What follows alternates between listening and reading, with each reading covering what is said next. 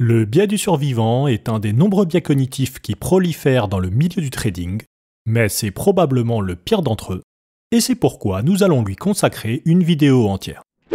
On commence avec une définition. Le biais du survivant, c'est le phénomène qui consiste à concentrer notre analyse stratégique sur les individus ayant réussi leur expérience, ce sont les survivants, et non pas sur l'échantillon total des sujets ayant tenté l'expérience en appliquant la même stratégie. La raison est souvent qu'on ne dispose pas facilement d'informations sur les sujets ayant échoué, étant donné qu'il est plus courant de mettre en avant des narratifs de grande réussite plutôt que des histoires d'échecs en série, notamment chez les médias. Le problème, c'est que mathématiquement, ces survivants sont rarement des cas représentatifs de la performance moyenne de la stratégie qu'ils ont appliquée, mais sont plus souvent des anomalies statistiques ayant eu un coup de chance, et qui présentent donc un fort écart à cette moyenne. Si on devait représenter ce constat sur un schéma, on aurait d'un côté la masse de sujets ayant échoué en utilisant cette stratégie, mais qu'on ne prendra pas en compte, et de l'autre côté, notre survivant qui a eu un coup de chance. Ainsi, la répercussion principale du biais du survivant est une surévaluation des chances de succès d'une stratégie, puisqu'en analysant uniquement les cas de réussite, cela nous conduit à occulter les nombreux autres cas où la même stratégie a été employée, mais qui se sont soldés par des échecs. Alors, pour comprendre ce qu'il se passe réellement avec le biais du survivant, on va devoir utiliser nos outils mathématiques développés dans les vidéos précédentes. Imaginons que nous ayons à disposition un capital de 10 000 €, ainsi que deux stratégies d'investissement A et B, dont les caractéristiques sont les suivantes. On simplifie les résultats à deux issues possibles. Pour la stratégie A, soit on fait x2, soit on perd 50%.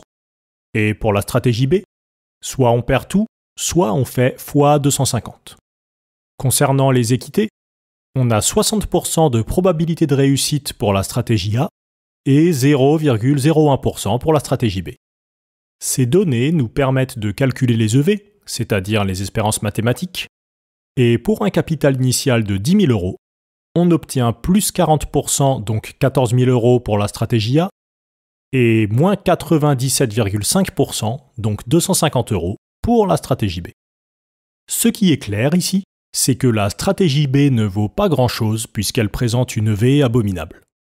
En revanche, la stratégie A est excellente avec une EV bien au-dessus de notre capital initial. Bien maintenant, imaginons que l'on ait 10 000 investisseurs par stratégie.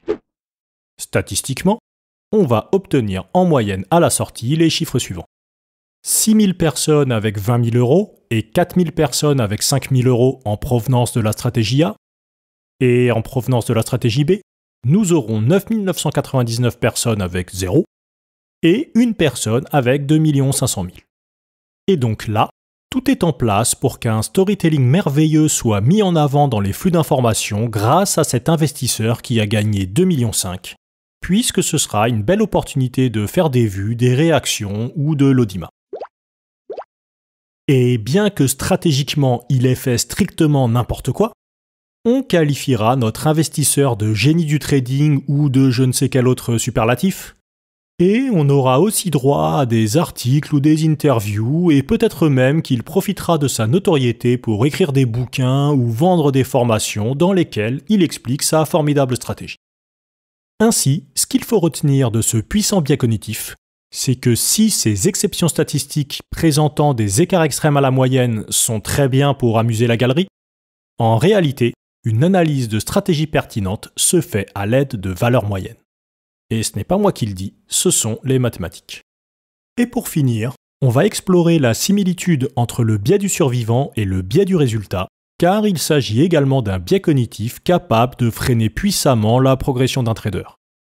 Le biais du résultat, c'est le biais qui nous fait analyser une stratégie à partir du résultat que celle-ci a obtenu, et non pas à partir des éléments connus au moment d'établir cette stratégie. Si on reprend notre exemple de stratégie A et B, imaginons un investisseur qui choisit la stratégie A. Pour rappel, il a 40% de chance de perdre 5 000 € et 60% de chance de gagner 10 000 pour une EV totale de plus 40%. Et maintenant, imaginons que, pas de chance, il tombe sur le cas où il perd 5 000 €. Ici, une analyse biaisée par le résultat consisterait à dire que notre investisseur a pris la mauvaise décision puisqu'il a perdu 5 000 €, alors qu'il a en réalité pris une bonne décision en s'exposant à une EV de plus 40%. Et ce qui est amusant, c'est de voir que ces comportements biaisés par le résultat se retrouvent également dans le quotidien, notamment à travers des fameuses phrases censées représenter des analyses comme Ah bah il a eu raison d'agir ainsi puisque ça a marché. Alors pour comprendre l'absurdité de cette phrase, on va chercher un exemple volontairement extrême. Imaginons une personne qui vient de s'acheter un beau vélo à 1 000 € et à qui on propose une assurance contre les chutes de météorites. Alors oui, c'est débile, mais c'est fait exprès. Pour notre exemple, on va dire que notre cycliste accepte de souscrire l'assurance et que pour 10 € de cotisation par mois, on lui rembourse son vélo si jamais il venait à se faire détruire par une météorite. Et ensuite, on va supposer que 3 mois plus tard, par un hasard extraordinaire, une météorite tombe pile poil sur son vélo et le réduise en poussière. Notre cycliste se fera donc rembourser 1 000 € en ayant cotisé seulement 30 €, alors que s'il n'avait pas souscrit cette assurance anti-météorite, il aurait juste perdu son vélo. Donc il a bien fait de souscrire l'assurance. Ok, plus sérieusement, on comprend bien qu'en prenant la décision de souscrire cette assurance anti-météorite, ses chances d'être rentable étaient statistiquement très faibles. Seul un coup de chance lui a permis d'être dans les 0,00001% des cas de figure lui permettant d'être remboursé. Mais pourtant, c'est ici que les personnes biaisées par le résultat diront fièrement qu'il a eu raison de la souscrire, puisque son vélo s'est pris une météorite. Et donc, pour le trading, vous l'aurez deviné, le même principe s'applique. Ce n'est pas parce que quelqu'un a gagné beaucoup d'argent en utilisant une stratégie donnée que celle-ci était intelligente. Il faut juger le raisonnement et non pas le résultat, car le résultat obtenu peut parfois être une anomalie statistique. Et si on commence à tirer des conclusions générales en nous basant sur des anomalies statistiques, on se dirige vers de gros ennuis. C'est terminé pour cette vidéo essentielle à la compréhension des stratégies de trading. Évidemment, dans la pratique, il faudra apprendre à distinguer une mauvaise stratégie ayant obtenu un résultat positif par chance d'une bonne stratégie ayant obtenu un mauvais résultat par malchance, notamment en apprenant à contrôler les paramètres de marché nous permettant de mettre les probabilités de notre côté, ce qui sera le sujet de prochaines vidéos. Mais avant ça, nous allons faire un détour par les techniques de gestion de portefeuille qui sont indispensables à connaître avant de se plonger dans les stratégies exploitantes. On les retrouve dans la vidéo qui s'affiche à l'écran.